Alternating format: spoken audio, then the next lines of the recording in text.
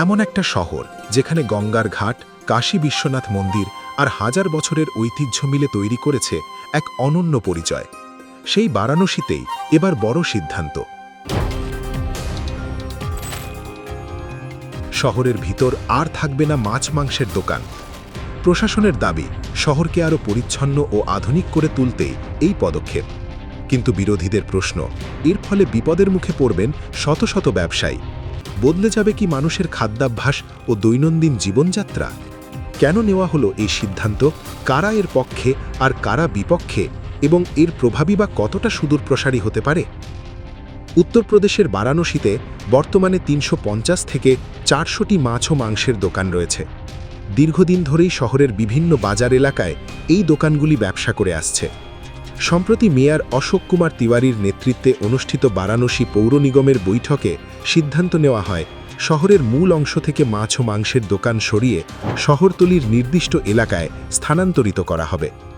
পৌর কমিশনার হিমাংশু নাগপাল জানিয়েছেন, প্রাথমিকভাবে 5টি এলাকা চিহ্নিত করা হয়েছে: রামনগর, সুজাবাদ, গণেশপুর, অবলেশপুর এবং শিবপুর।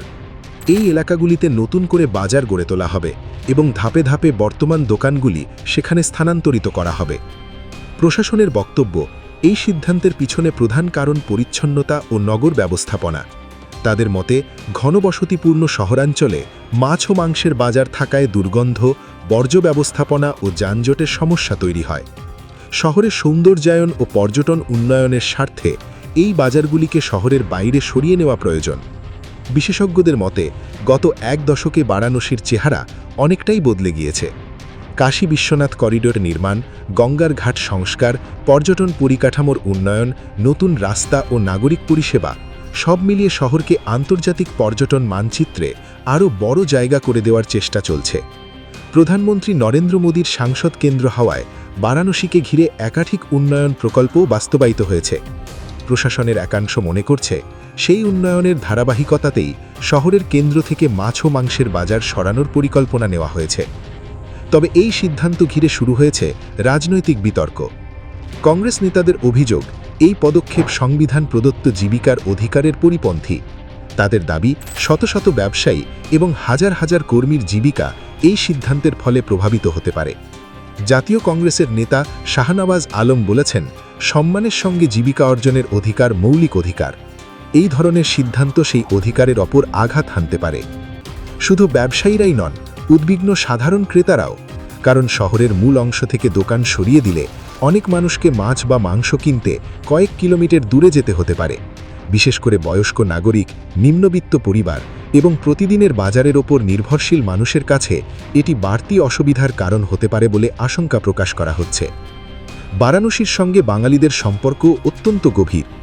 সত্যজিৎ রায়ের ছবি জয় বাবা ফেলুনাথে ফেলুদা বলেছিলেন, বারাণসী বাঙালির সেকেন্ড হোম। আজও বহু বাঙালি পরিবার সেখানে বসবাস করেন। বহু পর্যটক ও তীর্থযাত্রী নিয়মিত শহরে যান। তাই শহর থেকে মাছের দোকান উঠে যাওয়ার খবর বাংলাতেও যথেষ্ট আলোচনার বিষয় হয়ে উঠেছে। এই সিদ্ধান্তকে ঘিরে আরেকটি বড় প্রশ্ন উঠছে, এটি কি শুধুই পরিচ্ছন্নতা ও নগর পরিকল্পনার অংশ, নাকি ধর্মীয় ও সাংস্কৃতিক ভাবমূর্তির সঙ্গে এর কোনো সম্পর্ক রয়েছে? সমালোচকদের দাবি, সাম্প্রতিক সময়ে দেশের বিভিন্ন শহরে মাংস বিক্রি নিয়ে বিধিনিষেধের প্রবণতা দেখা যাচ্ছে। কিছুদিন আগে উত্তরাখণ্ডের হরিদ্বারেও শহর সীমার মধ্যে কাঁচা মাংস বিক্রি বন্ধ করার প্রস্তাব গৃহীত হয়েছিল। বকরিদ উপলক্ষে বারাণসীর একটি পুরনো ছাগলের বাজারও বন্ধ করে দেওয়া হয়েছিল। ফলে বর্তমান সিদ্ধান্তকে অনেকেই বৃহত্তর একটি প্রবণতার অংশ হিসেবে দেখছেন। অন্যদিকে প্রশাসনের বক্তব্য সম্পূর্ণ ভিন্ন। তাদের দাবি, এটি কোনো খাদ্যাভ্যাসের বিরুদ্ধে পদক্ষেপ নয়। মাছ ও মাংস সম্পূর্ণ বন্ধ করা হচ্ছে না, শুধু নির্দিষ্ট ও পরিকল্পিত বাজার এলাকায় স্থানান্তরিত করা হচ্ছে, যাতে স্বাস্থ্যবিধি ও নাগরিক পরিষেবা আরও কার্যকরভাবে পরিচালনা করা যায়। এখন সবচেয়ে গুরুত্বপূর্ণ বিষয় হল বাস্তবায়ন। কবে থেকে শুরু হবে স্থানান্তর? ব্যবসায়ীদের কী ধরনের ক্ষতিপূরণ বা অন্যান্য বিকল্প সুবিধা দেওয়া হবে? নতুন বাজারগুলিতে পর্যাপ্ত পরিকাঠামো থাকবে কিনা? ক্রেতাদের জন্য যোগাযোগ ব্যবস্থা কেমন হবে? এই সমস্ত প্রশ্নের উত্তর এখনও পুরোপুরি স্পষ্ট নয়। একদিকে পরিচ্ছন্ন ও পরিকল্পিত শহরের দাবি, অন্যদিকে ব্যবসা, খাদ্যাভ্যাস এবং সাধারণ মানুষের সুবিধার প্রশ্ন। বারাণসীর মাছ ও মানুষের দোকান স্থানান্তরের সিদ্ধান্ত এই দুইয়ের মাঝেই নতুন বিতর্ক তৈরি করেছে। আগামী দিনে এই সিদ্ধান্ত কিভাবে বাস্তবায়িত হয় এবং সাধারণ মানুষ ও ব্যবসায়ীরা কতটা তা মেনে নেন সেটাই এখন দেখার।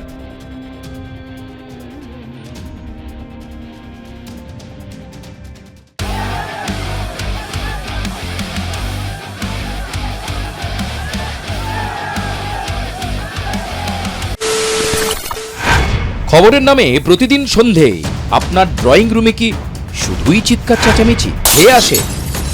বিতর্কের নামে চলে গালাগালি আর কাদা ছোড়াছুড়ি। এবার সময় পরিবর্তনের, কারণ আমরা কান ফাটানো চিৎকারে বিশ্বাস করি না। আমরা বিশ্বাস করি খবরের সত্যতায়। আমরা কোনো পক্ষের হয়ে গলা ফাটাই না, আমরা সাধারণ মানুষের হয়ে প্রশ্ন তুলি। চিৎকার নয়, শুধু খবর হবে যেখানে বিতর্ক আছে কিন্তু কুৎসিত ঝগড়া নেই। সঠিক তথ্য, বিশ্বস্ত খবর। নজর রাখুন আর প্লাস নিউজে।